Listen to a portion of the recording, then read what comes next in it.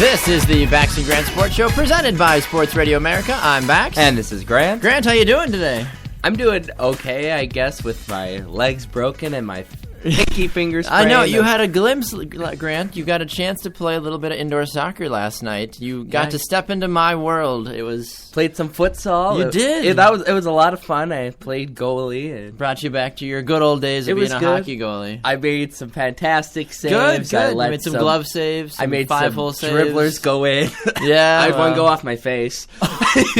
What are your glasses are a little like this morning? Like, yeah, went right off my face. Oh gosh, because I didn't have gloves. And that's right. Because I just subbed in for somebody, so nobody had gloves. You basically had your child in hand, and they're like, Grant, get in here. And I'm like, do I get to bring the baby? Like, no, Grant, you leave the baby. You'll be fine. But you survived. It was fun. So I think your fake sort of kind of team plays my team next week. So we'll have to see what happens. We'll have to see if I'm even playing. I know. Me too. I banged up my foot last night. So I don't know. We're old, Grant. We're way too old. I don't know. Like we basically early 20s. We hobbled into the studio this morning like, oh, it hurts. Like it was. And I just stood there. I don't even understand. You're a goalie though. You got those fast breaks. People are hitting you. It's all kinds of craziness, Grant. It just happens. It's part of playing soccer. Yeah, I guess. Yeah. No, it's true. Anyway, well, welcome to the Bax and Grant Sports Show. For those of you watching us, we appreciate you on the Cube. For those of you listening, we appreciate you as well. For those of you wondering what I just said, yes, you can watch us. Actually, you have the opportunity to go to thecube.com and you can actually watch the video of what's going on in the show. So if you would rather look at Grant and I's glorious faces or any of our guests, throughout the show, tune into thecube.com and you can watch the show there. And after the shows are done, they'll be reposted on our Facebook and Twitter pages, and you'll be able to go back and watch as well. Our show on Friday's gotten a ton of hits. Everybody loved it, probably because Liz was here and stuff. So nothing to do with us as a show. We just had cute girls on, so they're like, oh wow. So we appreciate whatever it takes. Radio, you could just say cute girls and exactly, but now you can. Now we can't hide anymore. Like because that was our first. That was our first visual show. So, but Grant, where can the good people of the world find us on social media? They can find us on Facebook at the Bax and Grant Sports Show. They can also find us on Twitter at BG Sports Show.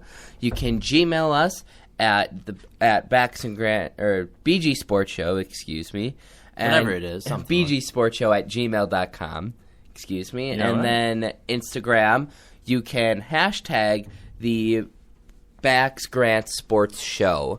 And if you use that hashtag, it will show up on Sports Radio America. Yes, indeed. So use the hashtag, have a good old time, contact us. We love hearing from you. And we'll definitely drop some names on the air for you as well. We've got a fun show today. Joe Wolfrath will be on with us shortly to talk about the Masters, history being made with Jordan Spieth, Tiger Woods not doing too well in his first return to action, and Rory McIlroy and a few other guys as well, not doing too horrible. And then Connor Christensen will be back to talk with us in the second segment, talking about his fight corner. So we'll see what he's got in store for us. He told me, Grant, that he's got something, he's got an interactive for us. I hope that doesn't mean we have to fight each other. Yeah, I really hope not. I think more so questions, I think, but I'm not exactly sure. He's like, yeah, you and Grant are going to get involved. I'm like, I don't want to fight anybody. Maybe like pillows, and we're doing that semi-pro pillow fighting, maybe? Yeah. I'm not exactly sure. I hope that's all it is. That'll be fun. For both of our sakes, I hope that's all it is. But anyway, Grant, before we get into the Masters, an interesting article coming out of Tennessee. The Tennessean, one of the big newspapers in Tennessee, claims that the Tennessee Titans don't need to draft Marcus Mariota. Do you know why? Why is because that? Zach Mettenberger is the QB of the future. Wow. He's the poor man's Tom Brady. I was going to say, who are they comparing him to? They're comparing him to Tom Brady. Thomas Brady, one of the greatest quarterbacks of all time. That is who the Titans are saying that Zach Mettenberger is compared to. That's a little ridiculous, in all honesty, because Zach Mettenberger is not a good quarterback. And yes, you can make an argument that he hasn't been in the league very long, but at the same time, the man does not show that he is capable of winning games. Well, yes and no, because they only won 2 games last year, but no, because a quarterback doesn't win games. You can argue that a great quarterback can put a team on their back, but only I feel then like we've seen more than one quarterback do that. Right, but then as a rookie, how many can do that? Stepping into a bad organization, yes. It's really hard to do that. last year he threw 1,412 yards for 8 touchdowns and 7 interceptions. So they're not awful numbers. So I mean, they're not awful. They could be better, but you're right. They could be better, but with a team like the Tennessee Titans, that's not horrible. And I'm sorry I said that weird. The Titans. The Titans. It's okay. The Titanics, the Titans. They've kind of crashed like the Titanic did last year. I mean, they did. That's just the plain honest truth about that. Anyway, was I talking to you about this? I don't remember or not. I was trying to come up with names of Tennessee Titans wide receivers. No, I was talking to Connor about this yesterday. I can't think of any Titans wide receivers. So my response to this is, if they think that Mettenberger is the way of the future, go out and draft Amari Cooper with that second draft spot. Right. Because I'd like to say that we're fairly competent with NFL knowledge. I can't think of a single Titans player, basically. Right. Because they're just not that good. Well, because you were showing me the article that we're going to talk about this morning, and I was looking at what we were gonna say, and I was like, who's Zach Mettenberger? Yeah, you didn't even really know who he was. Zach Mettenberger - Tom Brady, and I was like, who is that? And who is this man you speak of that has burgers? Like, I was not. It's true. Like, I don't. That's what I thought. I'm like, is this some burger joint that Tom Brady went to? Like, yeah, I thought it was like some higher up person. I had no idea who he was. But yeah, I definitely agree with you. If they do think that, they should get him some wide receivers. And I would say it's really, really early, though, before you can start comparing him to Tom Brady until he can get more than 2 wins in a year. You can also make the argument that, he was drafted in the 6th round, so, oh, wow, 6th round buddy is, woo. Like, come on, stop. You're just reaching way too far now. We're friends. Yeah. 6th round. Yeah, 6th round. I don't see any other 6th round quarterbacks like, I'm Tom Brady. Like, no. Stop. It's especially for playing one season with the Tennessee Titans. It's absolutely stupid. I don't remember if this was him or not, but I think this was the same guy that when he that he was like taking selfies before one of the games when they played Houston last year, and then when he got sacked by J.J. Watt mocked him by taking a fake selfie with him with Mettenberger still on the ground. J.J. Watt was like, I don't think that don't know. It was either him or Charlie Whitehair. I don't remember. I thought it was Mettenberger because I think he was talking some crap. But you look at his physical presence, Grant, he reminds me a lot of Ben Roethlisberger. Well, yeah, he's a big boy. He's 6'5", 244. Yeah, he's huge. That's a big boy for a quarterback. Like, you need to be semi-mobile, and I haven't really seen a lot of film on him to fully know, but I mean, they're claiming he's an ideal size for a quarterback. I'd like my quarterback to be a little bit more mobile than that. If you're going to be over 6 feet, that's fine. You want at least a 6'2", I feel like, bare minimum for an NFL quarterback. So you can see over the line. Exactly, because your offensive line is, all 6'10" and above, basically, but they're not really that tall. But either way, but 244 I feel like is a bit much for an NFL quarterback. Right. I feel like low 200s, so you've got some meat on you. But, you also can get up and go if you need to. Well, yeah, but that also does help in the power department. It's true. You could argue if that's really as valued, but it definitely does help to put some zing on the ball or for deep threats. But if you're taking away from how mobile you can be, and we look at some quarterbacks that can do that now and how successful they've become just by running the ball instead of really throwing, which I'm not going to get into.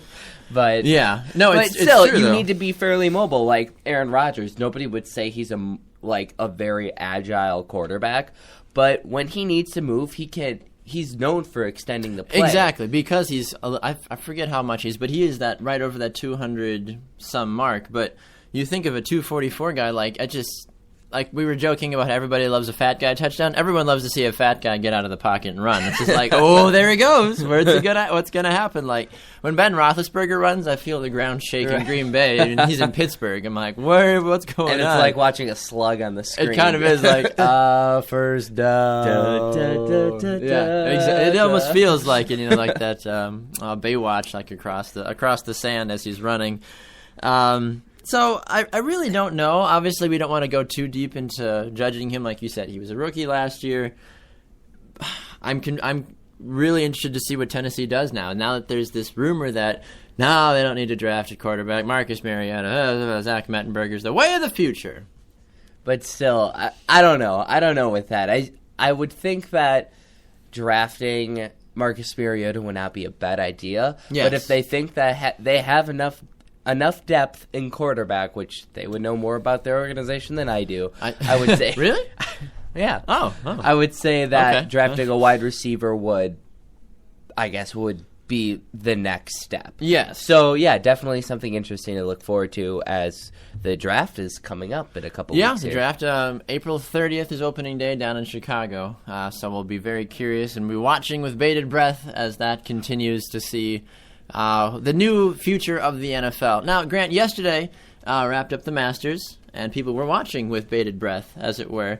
With the golf claps, we're all very good, job. very good claps. Get in the hole! Sit down. Like I was listening to the radio broadcast yesterday. It was fantastic.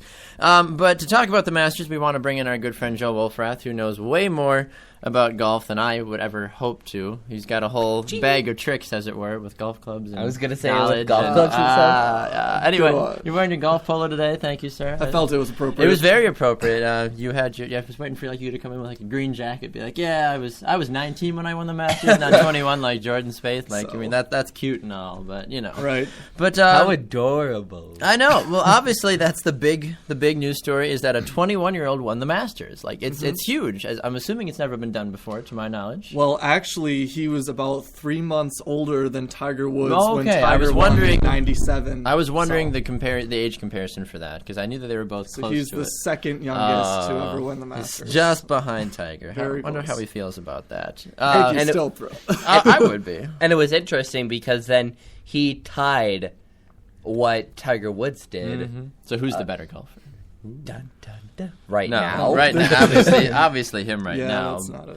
It's not too much of a comparison. But Joel, what were some of your big takeaways from the tournament as a whole? Well, Spieth showed up with maturity this year. He came in a close second last year to Bubba Watson, who won. And I remember think- the name last year. I was like, oh, okay. Sounds Right, kind and of- I think he took that and ran with it this year. He came back with more confidence, shot 2 extremely low rounds on Thursday and Friday. Wow, yeah. And then just kind of held off, and shot minus 18, which is a course Pretty record good. for the Masters. Pretty good, yeah. I can Tied do it. that. Anyway, Everybody just stop talking. listen. You're great, Grant, but Yeah. So anyway, he just closed this year. I think that was the biggest thing. Finished with a bogey on the last hole, but I mean, it was a wire-to-wire win. He led every day of the tournament, and also set the birdie record in the Masters. Wow. 28 birdies. I think the previous was 25. Yep. Dang. But yeah, so a lot of big things he was able to accomplish at just the age Now, of 21. a lot of people were saying that between him and Rory McIlroy, the next about decade of golf is pretty well set.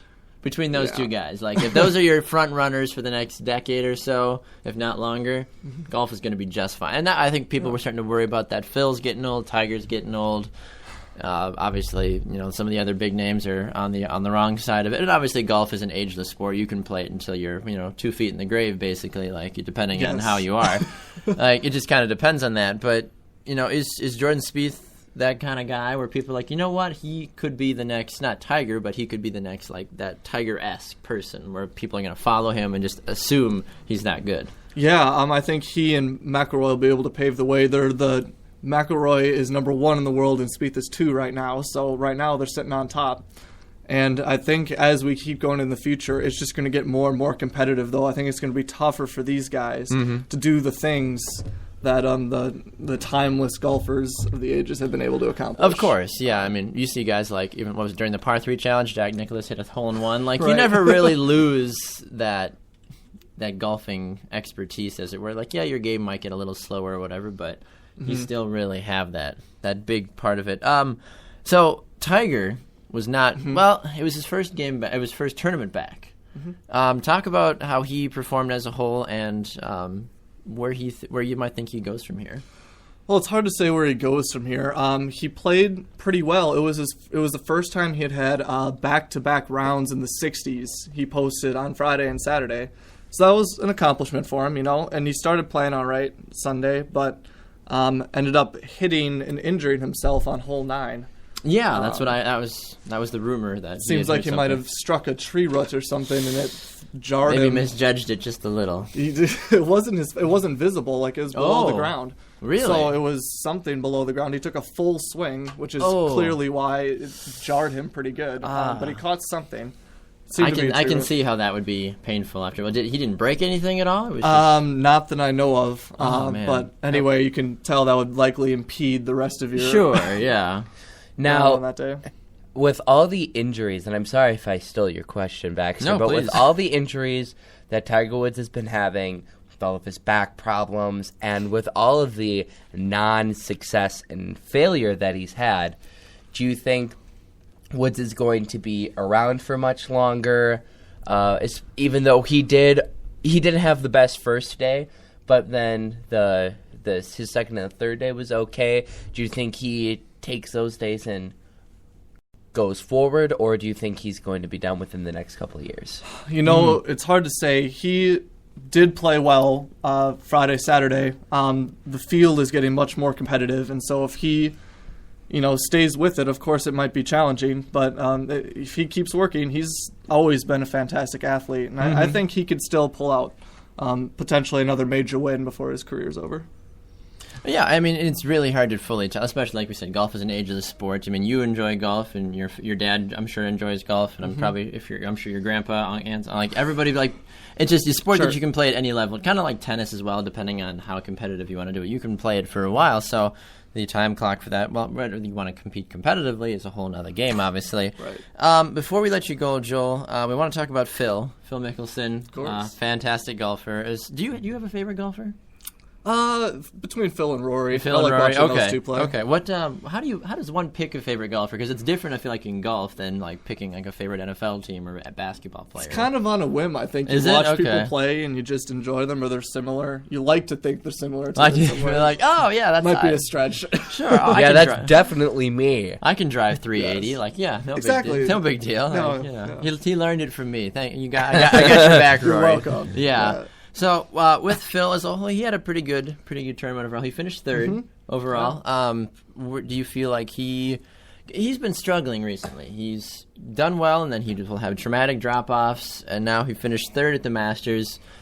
Do we see him making a comeback and winning a tournament maybe by the end of this year? I think Phil for sure. In any normal Masters without a Spieth around, he would have won or have been in a playoff for the win. So, I mean, yeah, there's another challenger in the field, but Phil shot very well 3 days in a row. And had an eagle on the 15th hole on the last day, and it looked like he might have had a shot, but then he parred out and closed. But I mean, there was a gap there, but Sure. he still played very well. I mean, he isn't losing steps. I think for sure he can pull this off. Okay. Last question for you. Have you ever been to Augusta? No. You've not. It's on the bucket list, though. Yes. It What's is. the nice? Oops, sorry. Go ahead. Here at Augusta. I just needed to Oh. throw that in there. Is that a the thing? Caddyshack reference? Oh, Yes. I haven't seen Caddyshack. Oh my god! I'm sorry. You I need haven't to. seen Caddyshack. It's great. I haven't seen 95% of the normal movies you're supposed to see. Remember we went over this with we'll Harry work on Potter that. and Oh, yeah. I haven't We'll seen work Lord of the on that. Rings. But you a lot need of that to, stuff. because there's I know. there's I a know. great I've seen Augusta Star Wars. reference. I've seen Star Wars. Yeah, well, That's a start. it's a start. That It's a sounds start. Something, right? I saw it in the right order too. So I mean, I also saw him as they What's came your out, right so order? I don't know. I'm not anyway. So Joel, you've never been to Augusta. What is your no. favorite golf course to play on at this moment that you've ever gotten to play on? That I've gotten to play. I got Yes. to play on Hazeltine National Ooh. in Minnesota. Okay. Minnesota. Where the PGA Championship was held 2012. Something like that. I got to play it right after the PGA Championship. Really? So Nice. just months before, I had seen Tiger Wow. teeing off there. Yeah. It was such an experience. Like, oh, Tiger. Where you're like, Were you just, trying to touching dig and up crawling dig up the ground, be like, Tiger stood here, like I right wasn't up. picking grass, putting it in a bag, just taking it home. Maybe. like going like rewatching it like on your phone as they're out there. Yeah, and say, but where okay, was they it? hit from right No. here. No. Teeing Alright. off in the same spot. Exactly. Yeah, you're like looking for shards of Tiger's tea in the grass. Be like, I found it. Putting our scorecards next to each Exactly, other and then yeah. crying after I see the difference. Exactly. All right. Well, Joel, thank you so much for stopping by. We appreciate it, and good luck with the rest of your golf game. It's starting to finally get sunny here in Wisconsin. I so know. It's You'll about be time. hitting the greens pretty soon here, huh? Yeah, I've been out once already. So Oh, well, there you keep go. going. Well, best of luck, and maybe we'll have to join you for a round sometime. It might be Absolutely. if you ever want to feel good about yourself, ask Grant and I to Yeah, come out and that's golf with the you. time. If you ever want to feel Exactly. really good about yourself, Exactly. So. All right. All right, Joel. Thanks for stopping by, and we'll check in with you again sometime later on in the week. Sounds good. All right. Enjoy the rest of your week. All right, Grant, we're going to head off to a commercial quick. When we come back, female NFL coaches, Grant, do you think it'll ever happen in the NFL? It might. It might. It just might. Bruce Arians of the Arizona Cardinals thinks it might happen, and Connor Christensen's here to offer his fight corner. This is the Bax and Grant Sports Show, presented by Sports Radio America. Don't go anywhere, folks.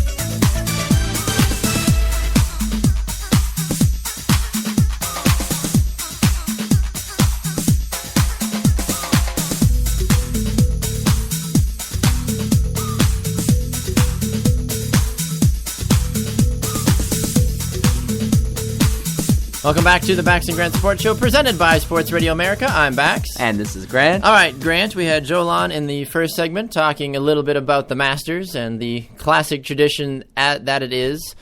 We talked a little bit about Zach Mettenberger and how he's a rising star. And I'm just kidding. Anyway, well, the Tennessee Titans think he's a rising star, and if that's what they think, good for them. I'm on the Scott Tolzien train. At least they're confident. I still think Scott Tolzien's the way of the future for the Green Bay Packers. I do not think so. You don't think so? No, I think he's trade bait. He's not trade bait. He's trade bait. Matt Flynn can go die in a pit of hell. By the time that Aaron Rodgers is out of this league. Yes. That pains me to say that. But when he's out of this in league like 40 and done, years, Grant. in 40 years he's ageless. In 40 years is when he's done. Yes. Scott Tolzien would have to be around. Will have to stick around for about 6 to 8 years, potentially, maybe even longer. Well, I don't think he's gonna want to play number 2 to Aaron Rodgers for that long. I mean, if he makes nice enough money, he might. And definitely, if he's good enough, a team is gonna want to pick him up. That's true. And maybe he'll turn into like a Matt Schaub, because Matt Schaub was stuck behind Michael Vick for a while and Matt Ryan in Atlanta, and then finally the doors opened up and he went out and ended up crashing and burning. But that's completely irrelevant. Anyway, so it's very possible. Now, the NFL as a whole is a very manly, men-driven, rip your shirt, sweat, hairy mess, or maybe that's just the Italians. I don't know, one of the two. Bruce Arians of the Arizona head Cardinals. Yes, the head coach of the Arizona Cardinals. Well, it is just the head of a Cardinal. It is. So, realistically, I did not misspeak in that regards. But anyway, he believes that female coaches will become a thing in the NFL, and that is in response to being asked in an interview if he thought that female coaches were going to be a thing, because there's the NFL just hired their first official permanent female referee. Yes, and she's not the first one. There is a backup referee that was a line judge for 3 games, so hopefully she will do better than her counterpart. Yes. Sarah Thomas is the name of the new hired referee, and Shannon Easton was the said line judge, as you were. So she was part of the ref lockout in 2012 right. as well. So they were probably pulling anybody off the street. Like, do you like Do you like football? Yeah. Okay. Cool. Come on and ref. That's probably what they were doing with it. I mean, the replacement referees, we don't want to even get into any of that. Right. Well, she's now the first official long-time or permanent, whatever you want to say, referee. And Arians was saying that, in retrospect to female coaches, is that he said that anytime if you have a female coach that can make a better football player or a better football team, I will hire her or somebody will hire her. Yes, yeah, exactly. And I think the big comparison right now is that Greg Popovich of the San Antonio Spurs has a female assistant coach. Right. And she's done fantastic. She's a former WNBA player. She knows the game. She understands it. And she's done really well for the Spurs. And as a whole, the Spurs organization is just really good. And I think that's a good stepping stone to see, like, yeah, we're a good team, and we are kind of breaking into this revolutionary thing. Yes. I don't know if you call it revolutionary, but it's something definitely different because we've never seen it before. Exactly. So it's good to see, like, a good team branching out there saying, hey, we don't care what gender you are. I don't think there was ever, like just, I'm not saying that NBA or the NFL or anybody was sexist, but I'm just saying that it's just naturally a man's sport, but then to see, like, recognize that, hey, this person can make our team better. We don't care if you're male or female, come on board. And it's true. And it's a fine line because obviously the NFL needs to be very, very cautious with everything, especially with all the domestic abuse and all the domestic violence and all of the men defacing women as a whole, like, from the NFL. Like, you've got to be so careful with when you bring in a coach to that aspect. How does that work with going in the locker rooms after games? How does that work with meetings, one-on-one relations? Like, what if something happens between a coach and a player? Like, it adds a whole new dynamic that you have to look at. And I think that the NFL is still it's still a long time coming before you see a female coach of high respect come up. I'd say maybe in the next 5 years you might see. I wouldn't say a head coach. It would have to be. Say like no, not a head coach. I would say you probably see like a coordinator of some facet, and I would say maybe in the next 5 to 10 years. In what regards, though? What would her background have to be? What, for you, if you had to make up the ideal female coach, what does her background have to be? Like, the first thing I think of is Ronda Rousey, because I want her to be able to kill anybody on the team, basically, and be able to hold her own. It really depends, because you could maybe, like, teach, I don't know, a special karate tackle, and she could be like... Exactly, yeah. Like, as you're tackling, like grab this vein, and then, like, and then just drop. Like, there'd be a lot of fines going out. But I'm not saying that, but I'm saying someone that...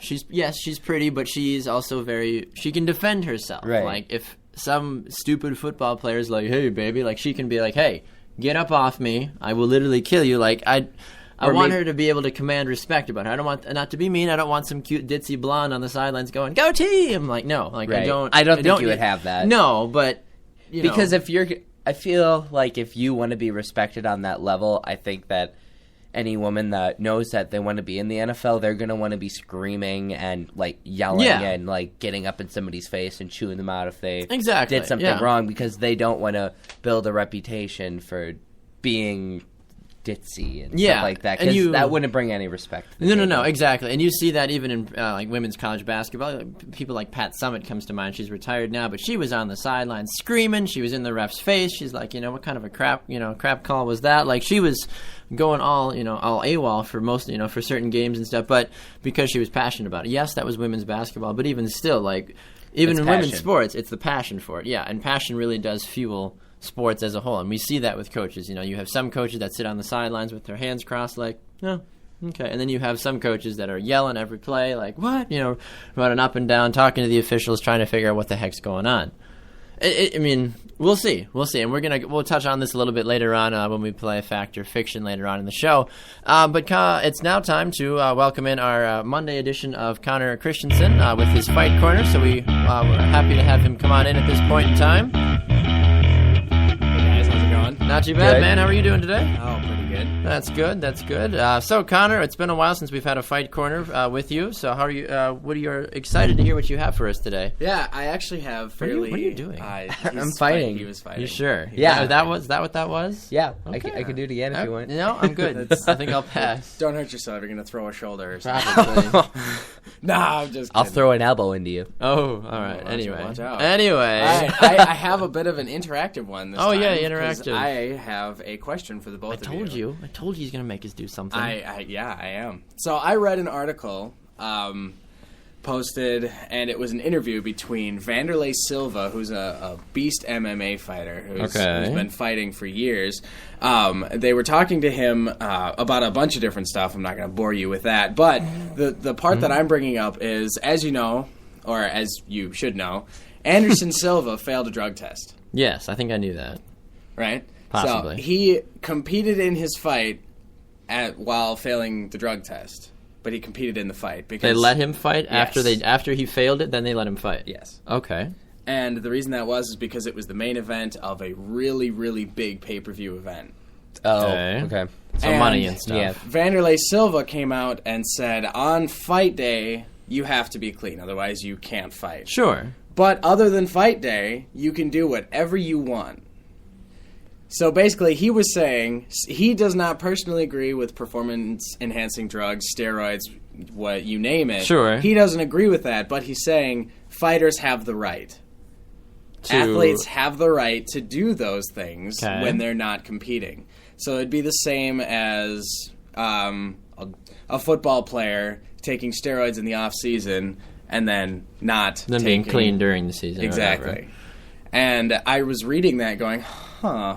Yeah, as an athletic trainer and personal trainer, like you guys come into a lot of heat, especially with some of that stuff, like because you guys are allegedly the ones that give it to them at times. Allegedly. Allegedly.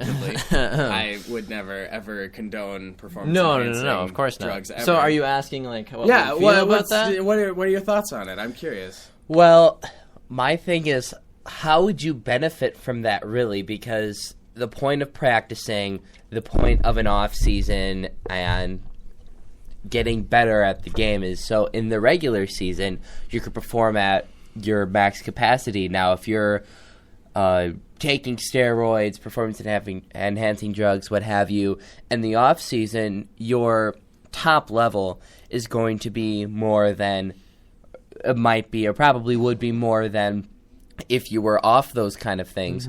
So why would you want to practice being at your top level with steroids when in the regular season you wouldn't be able to perform as well? Yeah. It would throw off your rhythm and everything. It's almost like false advertising. Right. Like, oh, look, I can run way faster than normal. Well, yeah, because you've got performance-enhancing drugs in your system. Yeah, so I just want to see the benefit in it. I still don't think, like, it's wrong for your body. It's not extremely healthy for you. Yeah. So I wouldn't see the benefit in any way. Yeah. And then it becomes like a gray line, because then it would become more readily available for players to get stuff like that, so then it would just be easier for them to use it in the regular season. Yeah, I've never been a fan of performance-enhancing drugs. I never will support them. I've never seen a reason to have them. If you've made it to the professional level with all the hard work and workouts and speed that you have from your God-given abilities, well then stick to that, keep doing it, and you don't need to use something else to make yourself go haywire, because the little bit of knowledge that I do have about it, it can mess with your body. It can have long-term effects in a negative way. And why would you want to do that? It just doesn't make sense to me. Yes, I get it. You want to be the best. You want to stay on top of your game. You want to, be lifeless. You want to play as long as you possibly can. I totally understand that. But just take proper care of yourself. That's what personal trainers are for. That's what athletic trainers are for. Right. You don't need, especially in a sport like boxing, yes, I get it. You want to, try to last as long as possible. But you have all that off-season time. You have all that workout time. Use it to the best of your ability. Eat healthy. Do the right things. You don't need drugs to make your body some not real thing that it actually is. Right. And then it also brings up the question with baseball, where players have come out and said if you don't do steroids, you're going to be a nobody. That's not true. And that's what players... I know, but I'm just saying. I know, that's not but true, players have come out and said, and making the point that so many players use performance-enhancing drugs or steroids in some way, shape, or form. and it's tainted the sport, but that's how people have gotten so good. And if you're like a stickler and say, no, I have my values, I'm not going to do that, well, then some have argued, well, you're not going to play in Major League Baseball. The maybe even a better example is cycling. Yeah. You're right? With drugs like EPO and with his erythropoietin. It's it increases your red blood cell count in your body. Oh, interesting. Which, for any endurance activity, you want more red blood cells so that you can deliver more oxygen to your I can body, see so that you can be keep going. beneficial, like medically. Like, I can see that, but not in that regard. There's also blood doping, where you literally just take red blood cells and put them inside you. That was what Armstrong healthy. was notorious for, was Right. for blood doping. And Well, when new cyclists would come onto the team, it's like, okay, well, now we're going to go dope as a team. And it was if you didn't, it's a team sport now. yeah, That's and nice. it wasn't just the U.S. team; it was everybody. It was literally everybody. But then what's the point if everybody's doing it? It's like if everybody didn't do it. Exactly. But you also raised the question if certain people have better versions of what it is, because how come the U.S. was so good? Did the U.S. have better stuff, or were the athletes were the bodies that they put it into just better before they got to it? Because teams still did bad, teams still lost. It wasn't a 20-team close, nail biter finish. It was the USA blowing past everybody. So, Armstrong also had some really interesting genetic features, like an enlarged heart. There are those other parts. things that propelled him to be better. Now, I asked you this question before, Connor. I'm just going to ask you again because there's also a way of some people, when they go train, they go, well, in the United States specifically, they will train for months before a big event, mostly like cycling and stuff like that for endurance sports. They will practice in Denver or places like that because it's a higher altitude, and if you practice for a couple weeks in a place with higher altitude, your red cell count goes up. Now, is that considered like a type of blood doping? Is that illegal in sports? Is that like unethical? Or is that just another way of practicing and just making your body better? Because that eventually goes away once you get away from those higher altitudes. Of course, yeah. I definitely, it is not illegal. It's not frowned upon in any way. It's just taking, it's like, I'm trying to think of a good example. It's like training for soccer while playing with weighted clothes on. That's kind of what I equate it to. It's like you take your sport, you make it more challenging. It's not making you better; it's making the sport more challenging. Okay, which that makes sense. Like when you go up in the higher altitudes, you don't have as much oxygen. Yes, yeah. And so the thought is that when you go and you train in those lower oxygen conditions, when you come back down to where there's a lot of oxygen, your body is able to take more in, and you're able to do your endurance activity for longer. So when you would play soccer with weighted clothing on, you'd be running around, whatever. I mean, you'd be able to hit harder, obviously. But if you take that factor out of it, and it's just the running around, using your feet, like if you tried to kick a soccer ball with ankle weights on, oh gosh, that awful. would be insane. I have tried it; it's not fun. But then when you take those off, Yeah. suddenly your legs are moving faster than you ever thought possible, and you're able to kick the ball harder. And that's not performance. I mean, that is performance enhancing, but that's not an illegal performance enhancer. Yes. Kind of like when baseball players, when they're on the on-deck circle, they'll have the big weighted bats, or they'll have the circle weights on their bats when they're warming up. Yeah. Okay. That's not frowned upon at all. That's, in my opinion, clever and genius. Well, and it's natural for your body, too, when you're not, like, putting any chemical or anything else in your body. Be careful with that, because testosterone is natural. But if you put more testosterone in, suddenly you can really, really damage your body. Right. So be careful with all natural. Okay. I like natural things, but just people who are, I'm all natural. It's like, well, be careful still, because you still have to know what you're putting in your body. Right. Okay. All right. Well, Connor, anything else for us today?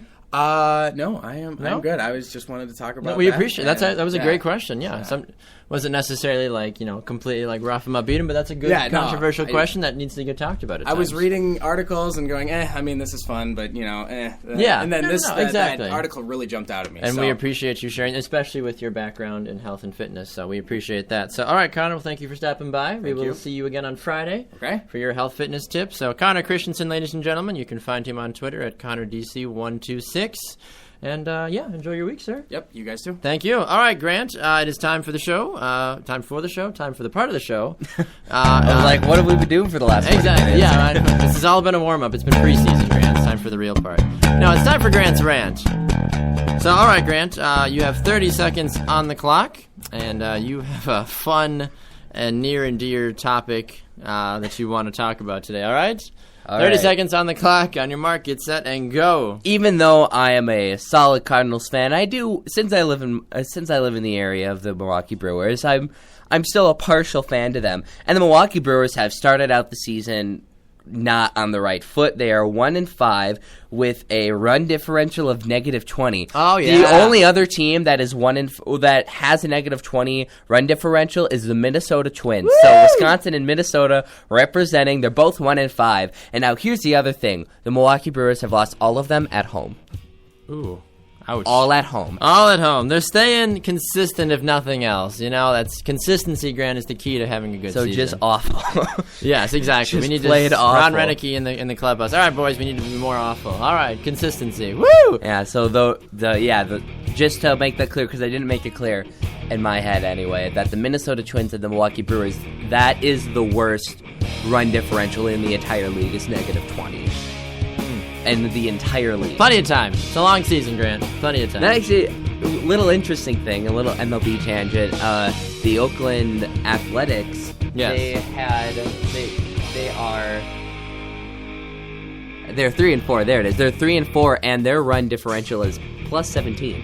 But So they're 3-4. So Yeah, they're 3. I don't know how you can lose with having. it's been a shootout. Every game's been a shootout. I don't know. I'm not exactly sure. But we're going to take a quick break. When we come back, Grant is livid about the NHL playoff schedule that is coming out. We're going to talk about that. Livid. And then we're going to play some Fact or Fiction. This is the Bax and Grant Sports Show, presented by Sports Radio America.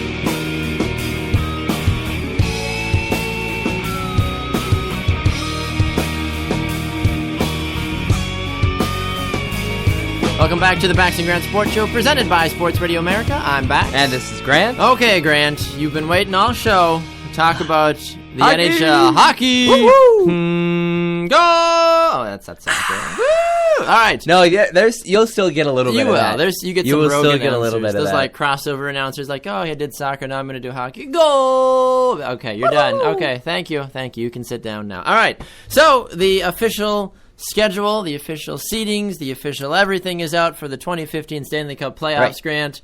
What's going on? Well, I just want to make 2 points of 2 teams that did not make it into the playoffs, 2 key teams.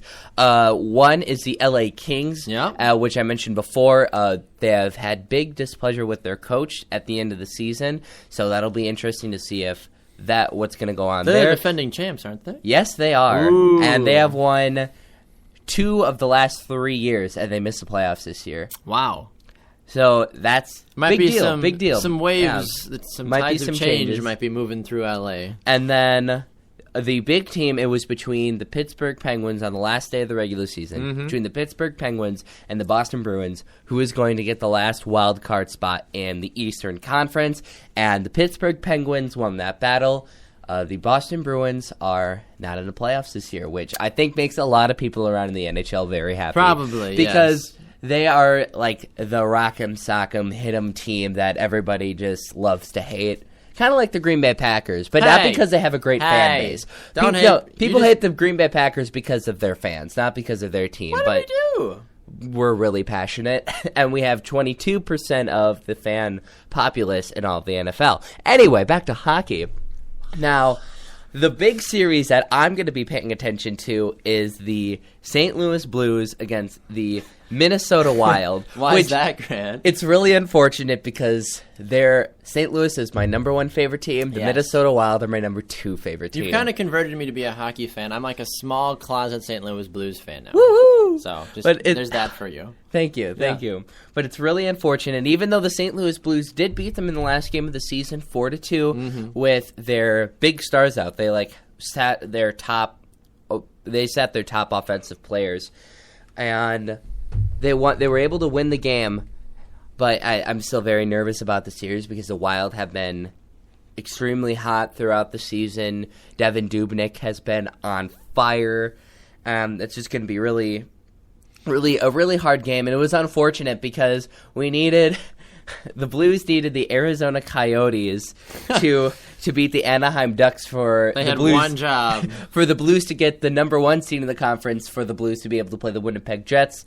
Unfortunately, that did not happen. There was some weird circumstances for the Blues to win, but we'll just say that Coyotes needed to win. They didn't. So the Blues, unfortunately, got second place in the conference, so they play the number 1 wild card, which is Minnesota Wild. Your other matchups are the Nashville Predators and the Chicago Blackhawks. Yep. Anaheim Ducks, Winnipeg Jets, Vancouver, and the Calgary Flames. And yes, it is pronounced like that. No, I know it is. That's why I laughed, because I just think it's great. And so that's the Western Conference. I believe the Nashville and Chicago series is going to be interesting, because what's really tough is that the Western Conference, and especially the Central Division, they have the 5 teams out of the 8 are from the Central, both wildcard teams. Wow. Because the Central is just that's a pretty so impressive feat. Central is so tough, and I was really proud because the Blues were able to win the Central, so it was a good job for them. And really, that's just a really tough bracket, especially if you're a Blues fan, if you're looking specifically for the Blues or any team to get through that Western Conference, because the Western Conference is extremely tough this year. Now, looking over at the Eastern Conference, you have the Montreal Canadiens and the Ottawa Senators facing off. You have the Tampa Bay Lightning and the Detroit Red Wings, which I think that's going to be a really interesting series. I've been hearing a lot of rumors. Well, not rumors, just a lot of people thinking that the Red Wings could possibly win the whole thing. Interesting. This is their 24th straight playoff appearance. Wow. Yeah, 24th straight playoff appearance. Extremely impressive. But they haven't won a cup in a couple of years. I believe the last time was 2007. I could be wrong. Don't quote me on that. But it's been a while. They're a team that gets into the playoffs, and they're like, yeah, we made it to the playoffs, and we're just going to say it's a milestone to make it to the playoffs, and then it's kind of done. They're one and done. They're kind of like the Blues. They lose in the first round all the time. Okay. Well, I wouldn't. The Red Wings don't lose in the first round all the time, but it seems like they're always They're non-factor. consistent, if nothing else. They're a non-factor pretty much in the playoffs, so that should be interesting, especially facing up against a really good Tampa Bay Lightning team. Yes.